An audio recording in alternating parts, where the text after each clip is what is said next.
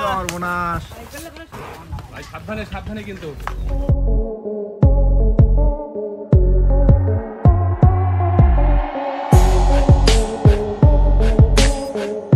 বন্ধুরা কুরবানির ঈদে বিশাল বিশাল গরু কুরবানি দেওয়া হয়। এই গরুগুলোর ওজন কিন্তু বিশাল হয়ে থাকে পর্যন্ত হয়। কুরবানি দেওয়ার জন্য এই সকল গরুর চাহিদা অনেক বেশি থাকে, কিন্তু প্রশ্নটি হচ্ছে এই বিশাল আকার গরু কিভাবে প্রস্তুত করা হয়, তাদেরকে কি খাওয়িয়ে এমন বড় করা হয়, আর এত বিশাল বিশাল গরুর দাম কত হতে পারে। আজকের এই ভিডিওতে আমরা জানবো এত বিশাল বিশাল গরু কিভাবে লালন পালন করা হয়, তাদের জন্ম থেকে একেবারে শেষ পর্যন্ত। তো ভিডিওটি শেষ পর্যন্ত দেখবেন, আশা করি অনেক কিছু জানতে পারবেন। বন্ধুরা গরু এবং মহিষের বাচ্চা জন্মগ্রহণের পর থেকেই বর্তমান যুগের মডার্ন মেশিনের সাহায্যে তাদেরকে লালন পালন করা হয়। বড় বড় ফার্মে অনেক বেশি গরু এবং মহিষের বাচ্চার জন্ম হয়, আর এতগুলো বাচ্চার মধ্যে তাদেরকে চিনতে পারা অনেক মুশকিল। সেজন্য তাদের প্রত্যেকের কানে আইডি কার্ড লাগানো হয়, যার ফলে তাদেরকে চেনা অনেক বেশি সহজ হয়ে যায়। বড় বড় ফার্মের বাচ্চাদেরকে দুধ পান করানোর জন্য অনেক ধরনের আলাদা আলাদা বড় মেশিন ব্যবহার করা হয়। বন্ধুরা আপনারা তো জানেন না, বড় বড় ফার্মে এ সকল বাচ্চাদের তাদের মায়ের দুধ পান করতে দেওয়া হয় না, এর পরিবর্তে তাদেরকে পান করানো হয় পাউডারওয়ালা দুধ। প্রথমত এই মেশিনের মধ্যে পাউডারওয়ালা দুধ মিক্স করা হয়, তারপর এই বাচ্চাগুলোকে দুধ খাওয়ানো হয়। এই মেশিনের যে পাইপগুলো রয়েছে সেগুলো দেখতে গরুর স্তনের মতো, যার ফলে বাচ্চাগুলো তার মায়ের কমতি বুঝতেই পারে না। আর যে সকল বাচ্চারা এই মেশিনের সাহায্যে দুধ পান করতে পারে না, তাদেরকে স্পেশাল ফিডারের মাধ্যমে দুধ পান করানো হয়। প্রথমত এই বোতলগুলো এই বাচ্চাদের সামনে একটি ফ্রেমে ফিট করে দেওয়া হয়, তারপর গরুর বাচ্চা খুবই মজা করে দুধ পান করে। আর এই অ্যাডভান্স টেকনোলজিকে ফার্মের মধ্যে সব জায়গাতে লাগানো হয়, যার ফলে বাচ্চারা কোনো সময় তার মায়ের কমতি বুঝতে পারে না।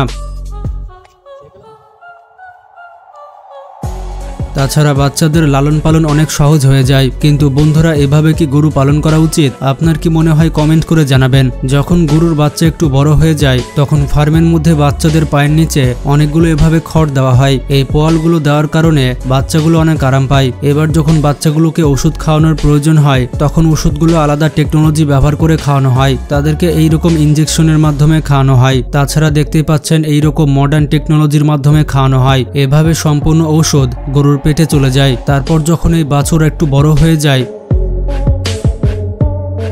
তখন পাউডারওয়ালা দুধ কৌটার সাহায্যে তাদের সামনে এভাবে দেওয়া হয়। তারপর যখন গরুর বাচ্চা অনেক বড় হয়ে যায় তখন তাদেরকে দুধ ঠিক এভাবে দেওয়া হয়।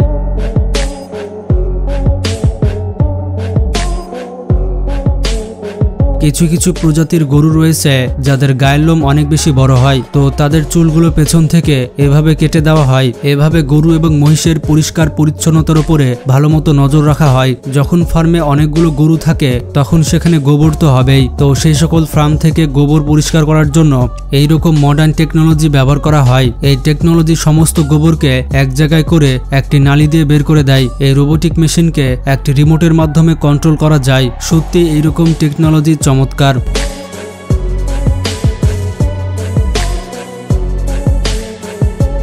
এবার যখন গরুগুলো মিডিয়াম সাইজের হয়ে যায় তখন তাদের থাকার জায়গাতে অনেক ছোট ছোট করে পোয়াল দেওয়া হয়। তারপর যখন গরুর বাচ্চা 28 মাসের হয়ে যায় তখন তাদেরকে চিহ্নিতকরণ করা হয়। এরপর দেখা হয় কোনটা গাভী এবং কোনটা বলদ গরু। এর মধ্যে যেগুলো গাভী গরু রয়েছে সেগুলোর থেকে দুধ সংগ্রহ করার জন্য ডেইরি ফার্মে পাঠানো হয়। এই ডেইরি ফার্মে গরুগুলোকে কিন্তু রাস্তা দিয়ে এভাবে নিয়ে যাওয়া হয়। তাদেরকে তখন নিয়ে যাওয়া হয় যখন রাস্তা ফাঁকা থাকে। এভাবে গরুগুলোকে ডেইরি ফার্মে নিয়ে যাওয়া অনেক সহজ হয়। এই গরুগুলোকে ডেইরি ফার্মে গাড়িতে নিয়ে যাওয়া হয় না, তার কারণ হচ্ছে এতগুলো গরু গাড়িতে করে নিয়ে যাওয়ার জন্য অনেকগুলো গাড়ির প্রয়োজন হবে, যেটা ট্রান্সপোর্টেশন কস্ট অনেক বাড়িয়ে দিবে।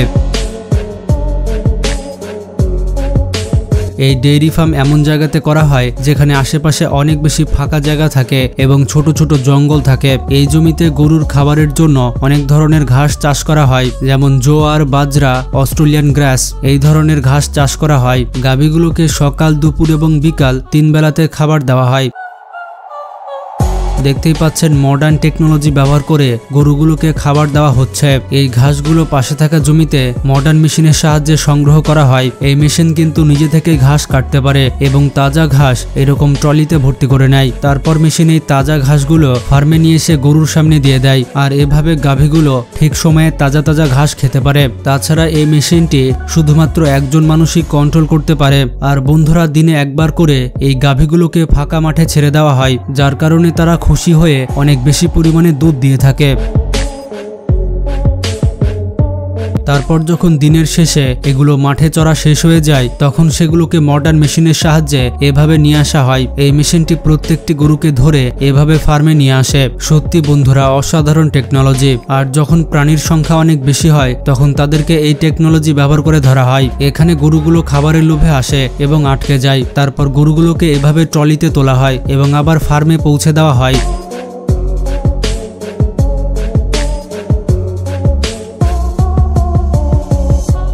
আর বন্ধুরা, গাভীগুলো যখন অনেক পরিমাণে খাবার খেয়ে নেয়, তখন তাদের দাঁত এবং মুখ পরিষ্কার করার জন্য এই স্পেশাল মেশিনটি ব্যবহার করা হয়। আর যখন গরুগুলোর আলসি আসে কিংবা গা হাত পা চুলকায়, তখন তারা এই মেশিনের নিচে চলে আসে, যেখানে তারা অনেক বেশি আরাম পায়। এই টেকনোলজির সাহায্যে গরুর পুরো শরীর মাসাজ হয়ে যায়। এটি হচ্ছে তাদের স্পা রুম। আর এ সকল গাভী থেকে সকাল বিকাল দুই সময়ে দুধ সংগ্রহ করা হয়। যখন ফার্ম এত বড় হয়ে থাকে, তখন গরু থেকে দুধ সংগ্রহ করা এত সহজ নয়। এর জন্য এখানে মডার্ন টেকনোলজি ব্যবহার করা হয়। এই মেশিন প্রথমে স্তনের ওপরে ফিট করে দেওয়া হয়, তখন দুধগুলো পাইপের সাহায্যে একটি ট্যাঙ্কে এসে জমা হয়। এরপর সমস্ত দুধ সংগ্রহ করার পর এগুলোকে পাঠিয়ে দেওয়া হয় ডেইরি ফ্যাক্টরিতে, যেখানে সমস্ত দুধ প্রসেস করা হয়। এখানে প্রসেসের মাধ্যমে দুধ থেকে ক্রিম আলাদা করা হয়, যার কারণে দুধ একেবারে ফ্রেশ হয়ে যায়। এরপর দুধগুলোকে গরম করে ফোটানো হয়। এরপর দুধকে ঠান্ডা করে এগুলোকে প্যাকেটজাত করা হয়। আর এভাবে বাজারে দুধগুলোকে ছেড়ে দেওয়া হয়। আর বাকি যে মজবুত বলদগুলো থেকে যায়, সেগুলোকে কৃষকের জমিতে চাষ করার জন্য তাদেরকে চড়া দামে বিক্রি করা হয়। আর ছোট ছোট কমজোরি বলদ গরুকে হারভেস্টিং এর জন্য পাঠিয়ে দেওয়া হয়, মানে গরুগুলোর মাংস কেটে বাজারে বিক্রি করা হবে। বন্ধুরা, এই মাংসগুলোকে প্যাকেট করে বাজারে ছাড়া হয়। এগুলো চলে যায় বিভিন্ন সুপার মার্কেটে। তারপর বাকি থাকে গরুর চামড়াগুলো, এগুলোকে পাঠিয়ে দেওয়া হয় চামড়া ফ্যাক্টরিতে। এই ফ্যাক্টরিতে গরুর চামড়া দিয়ে অনেক জিনিস তৈরি করা হয়, যেমন জুতা, বেল্ট, ব্যাগ, এমনকি জ্যাকেটও তৈরি করা হয়। মানে চামড়ার যে সমস্ত জিনিস তৈরি হয়, সেগুলো এই ফ্যাক্টরি থেকেই তৈরি করা হয়। এভাবে চামড়াগুলোকে প্রসেস করা হয় এবং চামড়া থেকে নতুন নতুন জিনিস তৈরি করা হয়। আর গরুর যে বাকি হাড় থাকলো, এই হাড়গুলো দিয়ে অনেক স্পেশাল ওষুধ তৈরি করা হয়। গরুর হাড় থেকে যে ওষুধ তৈরি হয়, সেগুলো অনেক বেশি দামি হয়ে থাকে। এতক্ষণ দেখলেন বলদ গরুকে কি করা হয়। আর বাকি যে ষাঁড় গরু থাকে, সেই ষাঁড় গরুকে কুরবানির জন্য বিভিন্ন দেশে এক্সপোর্ট করা হয়। যে সকল দেশে কুরবানির চাহিদা অনেক বেশি, কুরবানির জন্য এই গরুগুলোকে পাঠিয়ে দেওয়া হয়। কুরবানির জন্য যে গরুগুলোকে আলাদা করানো হয়, তাদেরকে স্পেশাল ভিটামিন খাওয়ানো হয়, যাতে করে তাদের মাংস অনেক বেশি হয় এবং দেখতে দৈত্যাকার হয়। আমরা যে 1000 কেজি কিংবা 1500 কেজির যে গরু দেখতে পাই, সেগুলো কিন্তু এভাবে ফ্যাক্টরিতে তৈরি করা হয়। আর কুরবানির জন্য বাংলাদেশেও বাইরের দেশ থেকে অনেক গরু আসে। এই গরুগুলোর দামও অনেক বেশি হয়ে থাকে, 20 থেকে 30 লক্ষ টাকাও হয়ে থাকে। বন্ধুরা, দেখতেই পেলেন গরুগুলোকে কিভাবে ফার্মে লালন পালন করা হয়। বন্ধুরা, ভিডিওটি ভালো লাগলে একটি লাইক দিতে পারেন এবং বেশি বেশি শেয়ার করে সবাইকে জানিয়ে দিন।